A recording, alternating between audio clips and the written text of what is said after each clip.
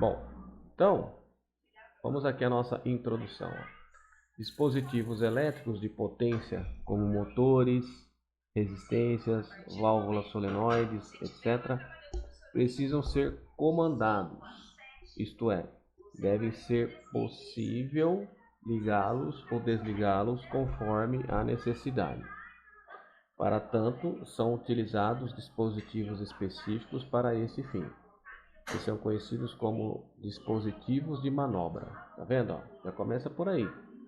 Então, motores, resistências, válvulas solenoides precisam ser comandados. É daí que vem a nossa matéria, comandos elétricos, certo? Para ligá-los, desligá-los, etc. e tal. E esses comandos, né, eles são chamados de dispositivos de manobra. Então, seja botões, contadores, temporizadores, né? Tá vendo? São dispositivos de manobra. Os dispositivos de manobra podem ser do tipo manual, como as chaves de potência, ou automáticos, como os contadores, relés e eletroválvulas. Estes dispositivos de manobra são ativados pelo acionamento de uma bobina. Por isso, eram conhecidos como chave eletromagnética. Dessa forma, bastava energizar a bobina de um contador para acionar a carga elétrica que este porventura estivesse comandado. E basta desenergizá-la para desligar a carga. Olha aí, ó. Vendo?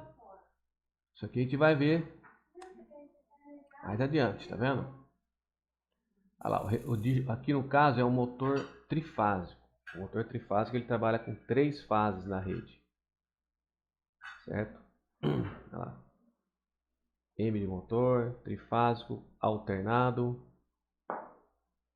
corrente alternada, né? Olha lá. Então aqui você tem o diagrama de ligação com 3 fases ali, né? 220 volts. E aqui a simbologia. Essa primeira simbologia, ela é do stack disjuntor, que é esse cara aqui, ó. Então as 3 fases entram no disjuntor pela parte de cima e aí sai pelos 3, as 3 fases saem por baixo aqui no disjuntor trifásico. E essa é a simbologia dele, certo? Motor trifásico. Aí tem esses números aqui, né? 2, 4 e 6, em cima é 1, 3 e 5, beleza. Depois os condutores saem do disjuntor e entram aqui no contador trifásico, ó, né?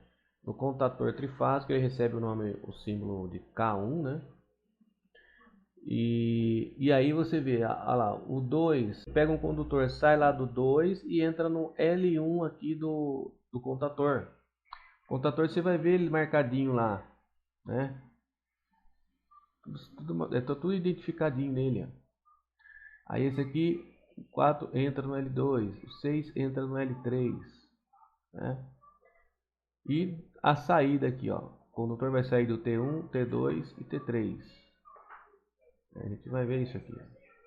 E aí tem o A1 e o A2 é a alimentação. Isso aí, depois também a gente vai estar vendo isso com mais calma. Depois do contador trifásico vem o relé térmico. Relé térmico. Então vai sair do T1, do T2, do T3, ela vai ligar com 1, 3 e 5 do relé térmico. Do relé térmico sai ali o 2, o 4, o 6, vai para os 3 condutores do motor elétrico, 1, 2 e 3. Tá? Aqui tá faltando o que, né? Aqui você ligou aqui, ele vai ligar direto o motor, não tem nem botão aqui nessa. Então aqui a gente está fazendo de uma maneira bem grosseira, né? Assim, aqui nós estamos mostrando simplesmente os componentes que são usados, né? Os componentes aí de comandos, né? Para ligar o motor, os dispositivos de manobras, né? Disjuntor, contador físico, relé térmico, né? Implementação da chamada lógica de contato. Além da necessidade de sequenciar os acionamentos, uma outra necessidade se estabeleceu, que era a de desabilitar manobras que não poderiam ser executadas simultaneamente com outra. O que acontece? O que a gente acabou de ler, né? Que existe uma questão de sequência, né? Sequenciar os acionamentos, ok? Para desabilitar manobras, né? Etc e tal. E então entra aí o CLP, certo? É lógico, a nossa aula não vai ser intuito de trabalhar com o CLP, certo? Porque vocês têm uma matéria só de CLP, tá? Então, para fazer essas sequências lógicas, né, intervalos de tempo regulares, o CLP faz essa programação, né, se você precisar desse tipo de situação, né, desse tipo de trabalho. Agora, simplesmente você vai lá e aperta um botão, né? Aperta um botão para acionar, ligar o motor trifásico, aperta o botão para desligar, aperta o botão para ligar novamente. Tudo bem, aí já é o grosseiro aqui de comandos elétricos. Agora, se você precisa de algo mais sofisticado, que você tem que ter uma sequência lógica de desligar, de temporizar algo para desligar, temporizar algo para ligar, para ligar uma outra coisa, tá vendo? Já envolve outros tipos de máquinas, né? Em conjunto aí já é o CLP, ele que vai fazer essa programação. Então, a necessidade de manobras sequenciais e de intertravamento, tá vendo? Então, ou seja, o CLP e essa que a gente acabou de ver de intertravamento, implementados através de lógica de contato, com dispositivos exclusivamente eletromecânicos, deram origem ao que se chama de comandos elétricos. Atualmente, os comandos não são mais puramente elétricos, mas envolvem alguma eletrônica, tais como relés de tempo e outros. Você pode regular também um tempo para deixar o motor elétrico ligado, né? Através do temporizador. Aí ele desliga, você entendeu? Ou o contrário, né? Coloca um tempo ali no temporizador para ligar o motor elétrico, fazer um monte de coisa, né? Assim sendo, hoje em dia comandos elétricos são aqueles implementados por dispositivos de manobra e ou comando eletromecânicos e dispositivos eletrônicos interligados por fios.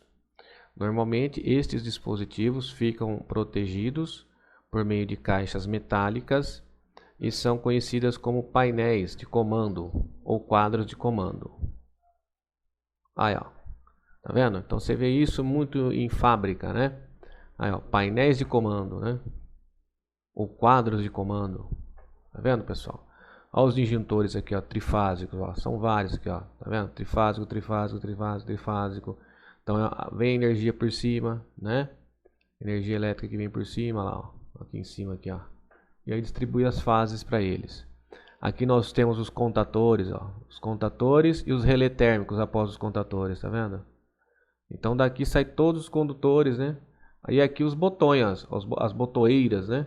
Aqui você fecha essa portinhola aqui, tá aqui todos os botões de qual você vai precisar. E aí tem identificação, né? S1, S2, ou máquina 1, máquina 2, motor 1, motor 2, tem as identificações quando você fechar a portinhola aqui, né? Então você vai ver muitos contatores, disjuntores dentro desses quadros de comandos, né?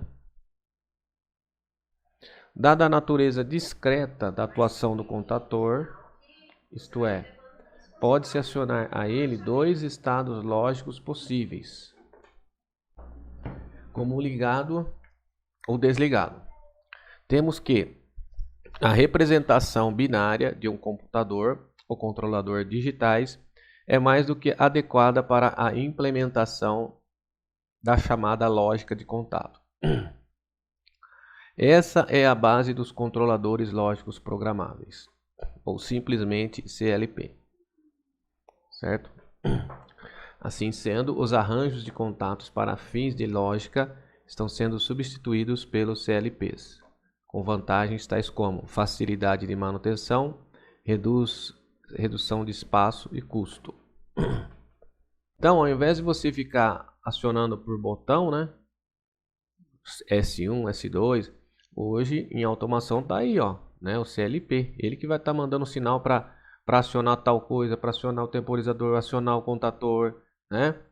Então o CLP vai estar trabalhando com isso também, assim, em automação, né? Bom, estou falando um pouco dos diagramas, né? A representação dos circuitos de comando de motores elétricos é feita normalmente através de dois diagramas. Circuitos de força ou de potência representa a forma de alimentação, que pode ser um motor, a fonte de energia, não envolve lógica de comando. Outra forma, circuitos de comando, tá vendo? Ó?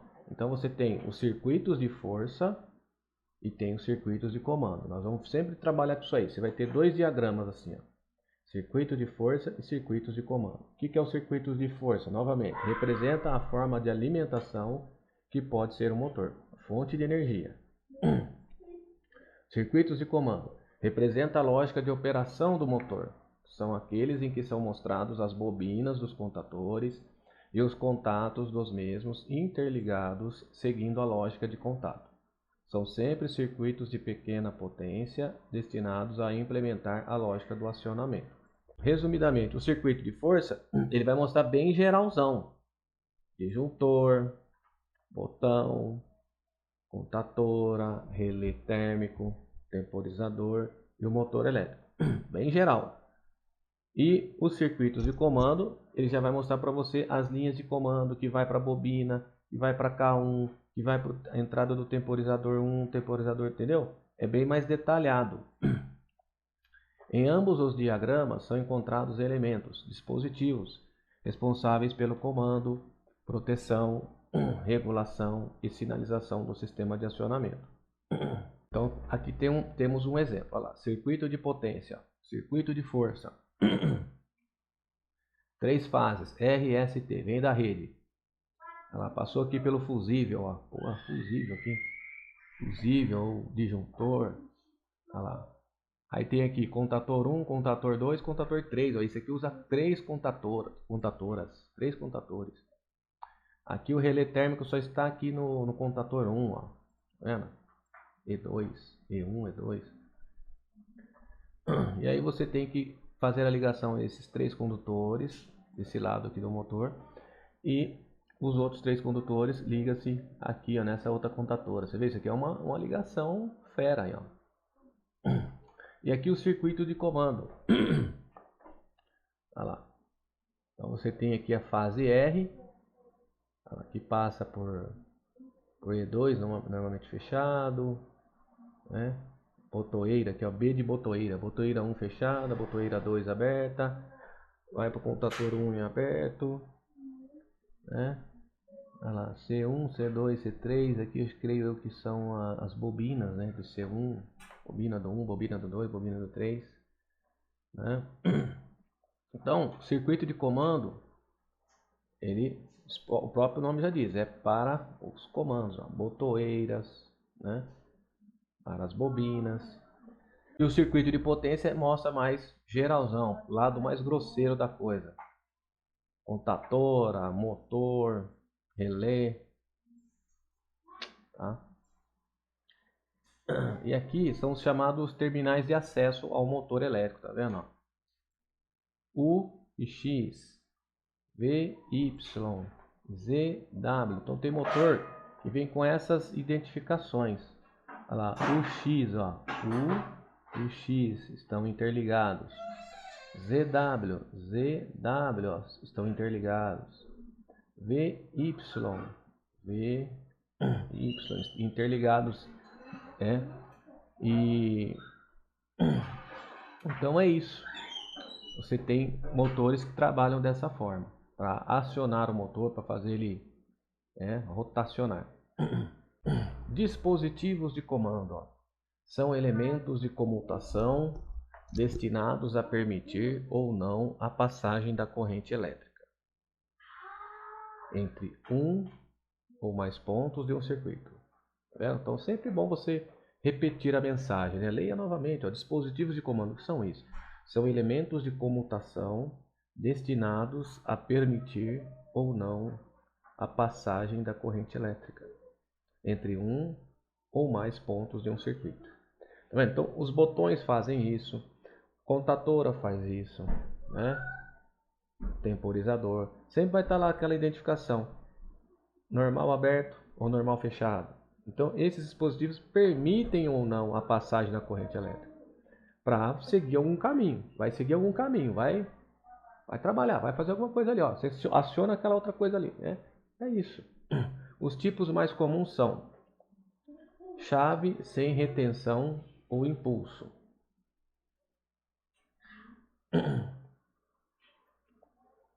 Chave sem retenção ou impulso. É um dispositivo que só permanece acionado mediante aplicação de uma força externa. Cessada a força, o dispositivo volta à situação anterior. Este tipo de chave pode ser construtivamente contatos normalmente abertos, NA, ou normalmente fechados, NF, conforme mostra a figura. Então, são chaves, né, pessoal? Chaves sem retenção e impulso. Existe a chave de impulso normalmente aberta. Às vezes você vai encontrar aliás, a maioria das vezes vai encontrar em inglês, né? NO, normally open, normalmente aberta. Tá? Olha lá. A chave normalmente aberta, olha lá, quando você liga o circuito, já está assim, ó. Oh, perdão, vai estar assim, é normal aberto. Então a corrente não passa por ele. A corrente, como a corrente vai pular aqui, ó, não tem como. Tá vendo? Então a chave de impulso normal aberta, acontece isso já. Você ligou o sistema, ligou o disjuntor, a corrente vem, pá, para aqui. Então ele é normalmente aberto. É isso que quer dizer uma chave NA. Então a corrente, você ligou o disjuntor, a corrente vem aqui, parou. Não vai acionar nada para sua frente.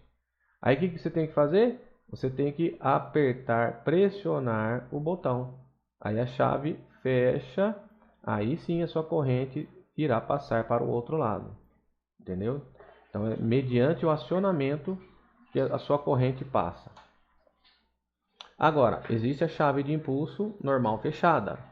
Então você ligou o disjuntor, olha lá, ó, normal fechada, ó, a corrente já passa tranquilamente. Entendeu? Você ligou o disjuntor, a corrente já passou pela sua chave já, porque ela é normal fechada.